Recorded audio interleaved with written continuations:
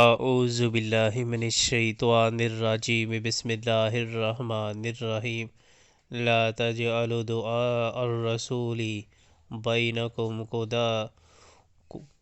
كدعاء بعضکم بعضا قد یعلم اللہ الذین یستسللون منکم لواذا فلیحذر الذین یخالفون عن امرہ ان تصیبہم فتنۃ او یصیبہم عذاب علیم۔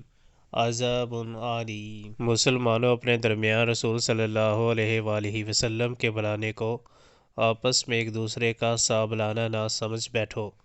اللہ ان لوگوں کو خوب جانتا ہے جو تم میں ایسے ہیں کہ ایک دوسرے کی آڑ لیتے ہوئے چپکے سے سٹک جاتے ہیں۔